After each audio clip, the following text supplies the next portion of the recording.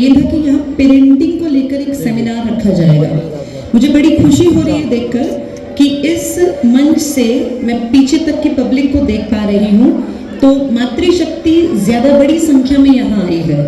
और मेरा ये मानना है कि पेरेंटिंग में सबसे अहम रोल जो निभाती हैं वो हमारे घर की महिलाएं हैं। मेरी नज़र पड़ी कुछ बुजुर्ग लोग भी यहाँ उपस्थित हैं और बड़े लकी होती है वो पीढ़ी जो ये छोटे बच्चे बैठे हैं। बहुत लकी हो बेटा अगर तुम्हारे घर में दादा और दादी अभी तुम्हारे साथ बैठे हैं।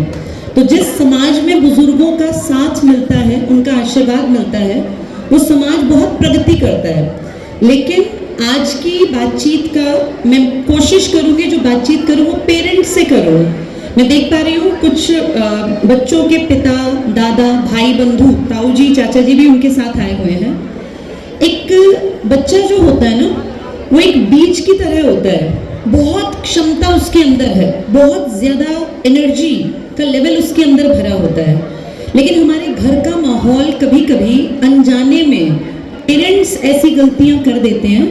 देखिए एक चीज़ मैं बताना चाहूँगी, पेरेंटिंग के ऊपर 100% कोई नियम लागू नहीं होता। और जितने माँ बाप यहाँ बैठे हैं या जितने माँ बाप आज तक इस धरती पर हुए हैं, सबने सिर्फ और सिर्फ एक्सपेरिमेंट से सीखा है। जब हम अपने बच्चों को पाल रहे होते हैं, परवरिश दे रहे होते हैं, तो हम एक एक्सपेरिमेंट कर रहे होते हैं। हमें सबसे पहले ये समझना होगा, खासकर माँओं से मैं पहले बात करना चाहूँगी। एक घर की बुनियाद एक औरत होती है, किसी चाहे वो माँ हो, बहन हो, बेटी हो, पत्नी हो, किसी भी घर की बुनियाद उस घर में काम करने वाली, उस मकान को घर बनाने वाली एक औरत होती है। और अगर किसी घर में औरत नहीं है किसी भी रूप में, तो आप देखेंगे वो घर हमेशा वीरान सा रहता है। एक बच्चा जब स्कूल से घर पहुंचता है तो जाते ही पहला क्वेश्चन होता है कि मम्मा कहाँ है। इसका मतलब जब हस्बैंड भी घर आए तो वो अपनी, या तो अगर माँ बैठी है तो माँ को, या घर में मान लीजिए बड़ी अगर वाइफ है तो वाइफ को देखते हैं। तो घर का मतलब वो चार दीवारें और छत नहीं है। घर का मतलब हमारी माँ, हमारी बहन, हमारी बेटी, हमारी पत्नी है। अब एक औरत को इस प्रकृति ने, इस सृष्टि ने इतनी ताकत दी है कि वो उस चार दीवारों और छत को मिला के घर बना सकती है।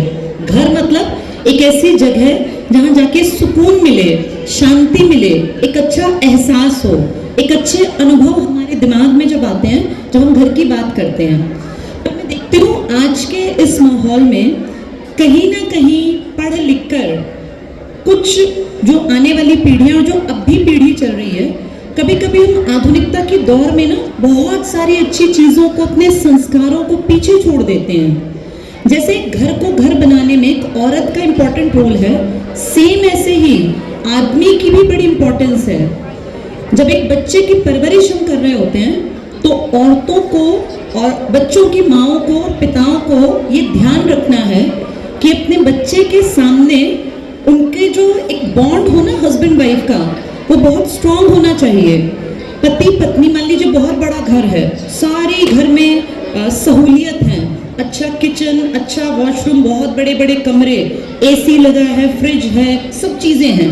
लेकिन उस घर में अगर हस्बैंड वाइफ का रिश्ता अच्छा नहीं है ना, अगर रोज उनमें उठ के चिक चिक, लड़ाई झगड़े, तू मैं, एक दूसरे पे कुछ ना कुछ आरोप लगाना, अगर ऐसा माहौल है तो वो बहुत बड़ा घर, वो बहुत सारी घर के सुख सुविधाएं, साधन आपके बच्चे को अच्छी परवरिश में हेल्प नहीं करेंगे।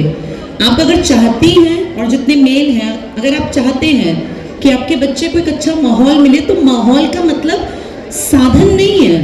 घर में आपके साधन बेशक सीमित हों, लेकिन आप हस्बैंड वाइफ का आपस का रिश्ता बहुत स्ट्रांग हो। आपके घर में जितने लोग रहते हैं उनके आपस के रिश्तों में बहुत ज़्यादा ताकत होनी चाहिए। एक अच्छी परवरिश बच्चे में सबसे पहले ना सुरक्षा की भावना पैदा करती है। बहुत बार मैं देखती हूँ घर परिवारों में, बाहर से देखने में लोग बहुत बनठन के रहते हैं, बहुत अच्छा दिखाते हैं, लेकिन कई बार ऐसा होता है कि घर के अंदर बच्चे के माँ बाप आपस में तू मैं करते हैं, लड़ाई झगड़ा करते हैं। और कभी कभी तो ऐसा भी बहुत नॉर्मल है इंडियन परिवारों में कि माँ बाप की लड़ाई जो है वो डोमेस्टिक वायलेंस तक पहुँच जाती है। ये आप माँ बाप को समझना पड़ेगा। आपके बच्चे अपने आप नहीं पलेंगे बढ़ेंगे, इनको सिर्फ जन्म देना भर ही आपकी जिम्मेदारी नहीं है, आपकी जिम्मेदारी है कि आपके बच्चे एक अच्छे इंसान बने, इनमें ईमानदारी हो। आप अपने आप को एक उदाहरण के रूप में पेश करेंगे ना। जब पिता की इमेज बनाने वाली घर में माँ होती है, अमूमन क्या करते हैं, माएँ बच्चे के सामने पिता को डराने का एक साधन बना लेती हैं कि तेरे पापा को आने दे, ये बताऊंगी, आने दे तेरे पापा को, ये शिकायत लगाऊंगी। ये हम सबको समझना पड़ेगा, जितनी औरतें यहाँ बैठी हैं, मातृशक्ति यहाँ बैठी है, आपके हस्बैंड या बच्चे के फादर कोई डराने का साधन नहीं है। बच्चे को अपने पिता को एक ताकतवर इंसान के रूप में देखना चाहिए, जो उसकी हर घड़ी मदद करने को तैयार रहेगा। आपकी ये जिम्मेदारी है कि बच्चे की परवरिश में अपने हस्बैंड को या बच्चे के पिता को एक रोल मॉडल की तरह दिखाएं। उन्हें बताएं अपने बच्चों को कि तुम्हारे पिताजी सुबह निकलते हैं बेटा और शाम को थक हार के सिर्फ हमारे लिए, अपने परिवार के लिए, अपने पूरे जीवन की सारी कमाई हमारे अच्छे परिवार को अच्छी परवरिश देने में लगाते हैं। बच्चा जब अपने माँ बाप की, पिता की खासकर रिस्पेक्ट करेगा ना, फिर धीरे धीरे उसके मन में डर खत्म हो जाएगा। लेकिन हमारे घरों में क्या करती हैं औरतें, अपने पति को, बच्चे को सिर्फ और सिर्फ डराने के लिए उसके नाम का इस्तेमाल करती हैं।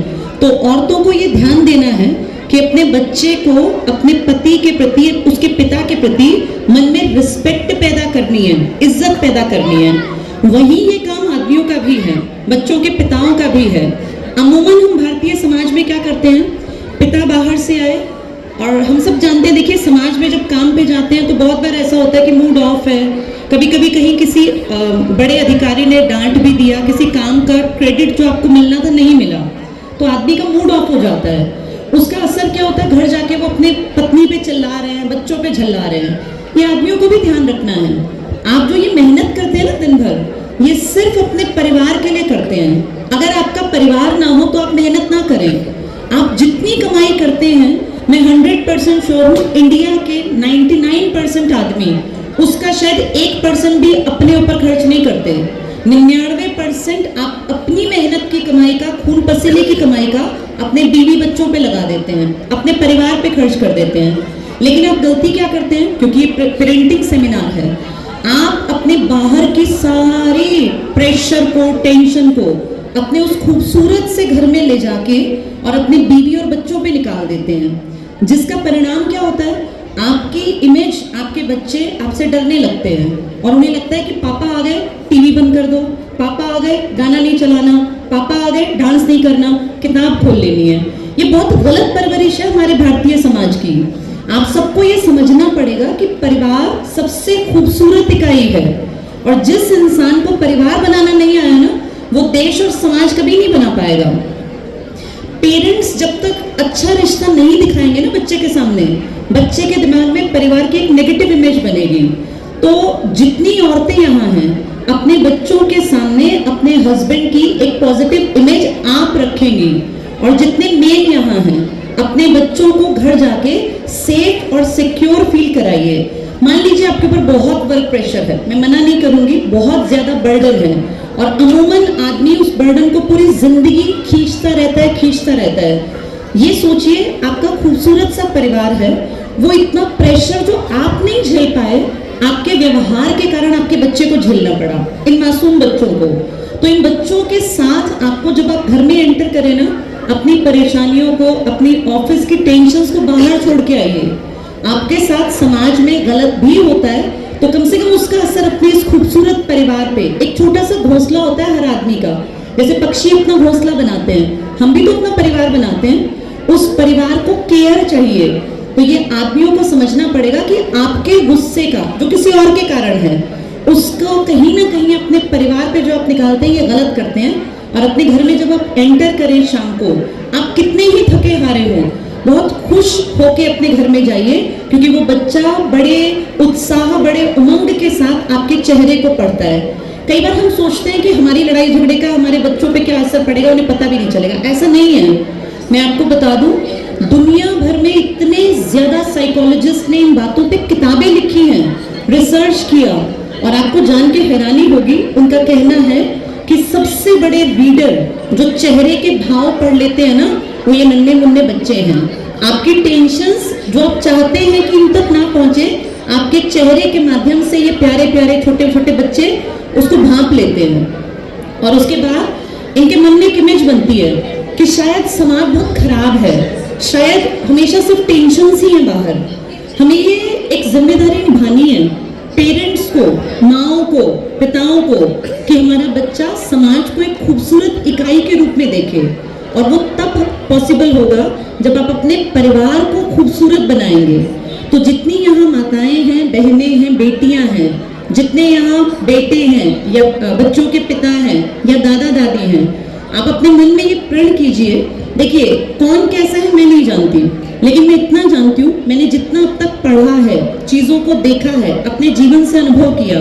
42 साल की मेरी उम्र हो गई और कम से कम मुझे ऐसा लगता है कि पढ़ाते पढ़ाते तो शायद मुझे लगभग 25 साल हो गए होंगे, मिनिमम 25 साल, क्योंकि मैं 9वीं 10वीं क्लास से बच्चों को पढ़ाने लगी थी। मेरे जीवन का अनुभव ये कहता है हर बच्चा हीरा है, हर बच्चा, बस उसको एक अच्छा जौहरी मिल जाए जो उसको तराश सके। अब ये हीरे जो जौहरी है ना, वो या तो टीचर्स हैं या फिर माँ बाप हैं। संजय सर ने बड़ा अच्छा एक एग्जाम्पल दिया। एक पेपर को उन्होंने एक सिरे पर पकड़ा, एक हमारी बिटिया ने दूसरे सिरे पर। वो पेपर बीच में से कहीं ना कहीं एक सपोर्ट की कमी महसूस कर रहा था। जैसे ही एक बेटी ने आके वो तीसरा सपोर्ट दिया, वो पेपर आराम से देखो बहुत आसानी से ऊपर उठने लगा। ये सपोर्ट हम हैं, हम का मतलब यहाँ टीचर्स और पेरेंट्स। जो बच्चा होता है ना, क्षमता बहुत है लेकिन उसे पता नहीं कि मुझे करना क्या है। और आज के समाज में मोबाइल एक ऐसा डिवाइस है, एक ऐसी चीज है जो आपके बच्चे का सत्यानाश कर सकता है, बिल्कुल खत्म कर सकता है, इंसान की कैटेगरी से भी नीचे गिरा सकता है। और ये मोबाइल इतना ताकतवर भी है कि दुनिया समाज से क्या कुछ चल रहा है आज, उससे आपको जोड़ सकता है। अब ये माओ को भी ध्यान देना पड़ेगा क्योंकि बच्चे का ज्यादा समय ना माँ के साथ गुजरता है। अगर आपको आदत है ना हर टाइम रील देखते रहने की, आप ये एक्सपेक्ट मत कीजिएगा कि बच्चे पढ़ेंगे। पहले सुधार आपको करना पड़ेगा। जब आप बच्चे को दिखेंगे ना कि आप मेहनत करती हैं, चाहे आप खेती में काम करती हैं, आप घर के काम करती हैं, आप गाय भैंस का काम करती हैं, ये मान के चलिए बच्चा सबसे बड़ा ऑब्जर्वर है। बच्चा ऑब्जर्व करता है। अगर उसे दिखेगा कि मेरी माँ मेहनत करती है और टाइम टू टाइम बच्चे को संभालना भी आप ही को पड़ेगा। ये बच्चे सिर्फ जन्म देने से आप माँ नहीं बनेंगी। माँ का दर्जा होता है भगवान के बराबर। और माँ को ना अपने बच्चे को इस समाज में क्या कुछ फैला हुआ है गंदगी के रूप में, उसके प्रति भी आगाह करना पड़ेगा। हमारी जो ये बेटियां हैं ना, आज के समाज में अपनी बेटियों को भी बहुत ध्यान से आपकी जो परवरिश है वो इतनी अच्छी होनी चाहिए कि इनकी समझ बढ़े। कई बार क्या सोचते हैं माँ बाप कि बच्चे को हम किसी से मिलने नहीं देंगे, बातचीत नहीं करने देंगे, सीधे स्कूल से घर, घर से स्कूल। अगर हम इतनी फाउंडेशन लगाएंगे ना तो इनका बौद्धिक विकास नहीं होगा। फिर हम क्या करें, अपने बच्चों को बिगड़ने दें? नहीं, हम बच्चे को जब समाज में वो जाएगा तो सही और गलत का निर्णय करने के काबिल बना दें, उसके अंदर इतना पोटेंशियल भर दें कि वो समाज की गलत चीजों को देखते ही भांप ले कि भाई ये लड़के ठीक नहीं है या ये लड़कियां ठीक नहीं है, हमें इनके साथ नहीं उठना बैठना। आपकी परवरिश ऐसी होनी चाहिए कि आपका बच्चा सही और गलत में अंतर करना सीखे। कोई चीज गलत क्यों है और सही क्यों, ये पैरामीटर आप अपने बच्चों में डाल सकती हैं। तो बच्चियों को ना, बेटियों को एक इंपॉर्टेंट चीज होती है, बेटों के लिए भी चरित्र। ये माओं की जिम्मेदारी है और पिताओं की भी कि अपने बच्चे के चरित्र को अच्छा बनाएं। उसके लिए भाषण नहीं देना। कहीं आप सोचेंगे हम भाषण देंगे और बच्चा समझ जाएगा, नहीं। सबसे बड़ा एग्जाम्पल आप खुद हैं। जितनी घर की औरतें हैं ना, बच्चा बड़ा कीनली देखता है मेरी माँ का व्यवहार कैसा है। अगर माँ पर्सनालिटी से अच्छी है, अगर माँ एक्सट्रोवर्ट है, माँ दुनियादारी की बातें समझती है। कुछ लोग मैं देख पा रही हूँ कि शायद बहुत पढ़े लिखे ना हो, कोई फर्क नहीं पड़ता। आप कभी ये कॉम्प्लेक्स मत खाइएगा, कभी ये मत सोचिएगा कि मैं अनपढ़ हूँ या मैं कम पढ़ी लिखी माँ हूँ। मेरी माँ भी पढ़ी लिखी नहीं थी, कोई फर्क नहीं पड़ता। माँ अनपढ़ हो, पढ़ी लिखी हो, आपको पढ़ाना थोड़ी ना है। अगर आप पढ़ा नहीं सकती तो कोई फर्क नहीं पड़ता। बस अपने बच्चे को ना ध्यान दे के रखिएगा, उसकी एक्टिविटीज को आप एनालाइज करते रहिएगा, ध्यान दीजिएगा। बच्चा कितनी देर खेलता है, कैसे उसके दोस्त हैं, किस तरीके की चीजें देखता है। फोन पर अगर समय देता है तो कितना समय देता है और देखता क्या है। एक अनपढ़ माँ भी हीरे बना सकती है अपने बच्चों को। और बहुत बार आप तो विश्वास नहीं करेंगे, मैंने बहुत पढ़ी लिखी माएँ देखी हैं, बहुत पढ़ी लिखी, और उनके बच्चों को कोई भी तमीज नहीं, तहजीब नहीं, जिंदगी की कोई समझ ही नहीं। तो पहली चीज तो ये कि चाहे आप गांव में रहती हैं, आप शहर में रहती हैं, कस्बे में रहती हैं, आप अपने ऊपर विश्वास कीजिए, अपने बच्चों पर विश्वास कीजिए और एक ऐसा माहौल अपने घर का बनाइए, क्योंकि औरत के हाथ में है घर का माहौल बनाना। जिस घर की औरतें नेगेटिव होती है ना, जिस घर में औरतें समझदार नहीं होती, वहां का घर कभी भी आगे नहीं बढ़ता। और जिस घर में औरत समझदार होती है ना, वहां चाहे वो पढ़ी लिखी ना हो, लेकिन उसको दुनियादारी की समझ हो, परवरिश देनी आती हो, उनके बच्चे बहुत बड़े बड़े पदों तक, कहीं आईएएस, कहीं आईपीएस, कहीं बड़े लेवल के टीचर्स, आर्किटेक्ट्स और राजनीति में भी बड़े बड़े नाम कमा लेते हैं। तो आपको पहला काम अपने ऊपर करना है, अपने घर के माहौल पर करना है। अपने घर का माहौल वैसा बनाइए जैसा आप चाहती हैं कि आपके बच्चों की जिंदगी बने। अगर आप चाहती हैं बच्चों का जीवन अच्छा बने तो अपना माहौल सुधार लीजिए। और एक और बात, कभी भी इंसान ना लेट नहीं होता। आज 15 फरवरी 2025 के बाद भी अगर आप कोशिश करेंगी ना तो आपके घर का माहौल सुधर सकता है। खुशनुमा माहौल बनाइए, बच्चों को आज़ादी दीजिए, सोचने समझने की उनके अंदर क्षमता पैदा कीजिए, और बहुत ज़्यादा थोपना नहीं है बच्चों पर। कई बार मैं देखती हूँ कि फादर जो होते हैं, बच्चे थोड़ा सा गलत कभी परफॉर्म करें कहीं पर, मान लीजिए स्कूल से शिकायत आ गई, तो अमूमन पिता की आदत होती है माँ के ऊपर थोप देते हैं कि तूने बिगाड़ दिया, तूने ये कर दिया। माँ बच्चे के साथ समय ज्यादा देती है, इसलिए उसकी नैतिक जिम्मेदारी ज्यादा बनती है कि हमारा बच्चा अच्छे रास्ते पर चले, सही राह पर चले। पर मैं इसमें पिताओं को भी यहाँ इस बात के साथ जोड़ना चाहूंगी। देखिए, अकेली माँ जो है ना, वो बच्चे को परवरिश नहीं दे सकती। आपका सहयोग बहुत जरूरी है, क्योंकि जितनी दुनिया आपने देखी है ना, उतनी औरतों ने अभी नहीं देखी। मैं तो एक वर्किंग लेडी हूँ, मैं फिर भी ये मानती हूँ कि दुनिया में ज्यादा जो अनुभव है ना, वो ज्यादा घूमने से आते हैं, समाज में उठने बैठने से आते हैं। तो आदमी के पास जितने अनुभव है ना, औरतें उस अनुभव में थोड़ी सी पीछे हैं। लेकिन औरतों को प्रकृति ने बहुत अच्छी क्षमता दी है सहन शक्ति की। बच्चा बार बार गलती करता है, पिता एक दो बार उस गलती को देखता है, उसके बाद सीधे चांटा लगा देता है। माँ बच्चे की एक गलती को बार बार पूछेगा किसी काम के लिए तो एक बार, दो बार, 10 बार भी बताती है।